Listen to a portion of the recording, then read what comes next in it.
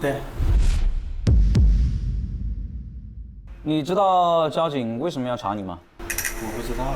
你对牌照为湘 A 的车辆情况清楚吗？不清楚啊。你这个车之前被我们处理了，一直没有改回来，你现在还敢开着它在外面跑啊？我才搞。你才搞？嗯。你真的不清楚啊？那个再清楚。车主是谁？你老板的基本情况你了解吗？不了解。不了解。你知不知道你从事的这个行业实际上是非急救医疗转运服务？对。你知不知道提供非急救医疗转运服务需要卫健部门的审批？那个不晓得。你有没有怀疑过你开的这个车是一台假救护车呢？那真的没怀疑过。你真的不清楚啊？我真的跟你实施真法，警官。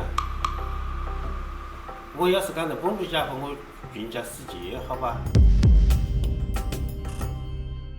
你驾驶车辆在湘江路上行驶的时候，有没有闯红灯？闯了一个。闯了一个。就是襄阳路那个红灯。乡村路的红灯呢？乡村路的没闯。现场给你看一下你闯红灯的视频啊。首先你来看一下，这是什么灯？红灯吧？所有车都停了。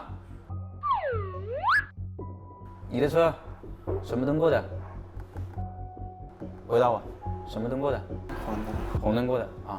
给你看第二个闯红灯，襄阳路口闯红灯。襄阳路口的我还是记得清楚楚楚。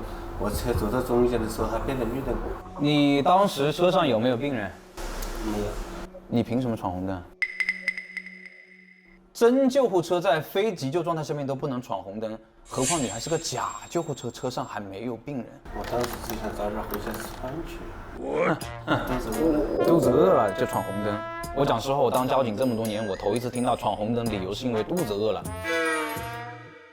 之前驾驶这台车有没有闯过红灯？开这是没有。没有啊，那只有今天闯了。啊，你别笑了，你笑什么呢？你笑了我都想笑了。你觉得我信不？你2次闯红灯的违法行为，我们将对你处以罚款400元，驾驶证2次6分，合起来就是12分。你的驾驶证会要重新考取科目1理论考试。别了，老师啊，我平常还做代驾。不可能的啊！重新考取了驾驶证以后，请你不要再做这个行业了。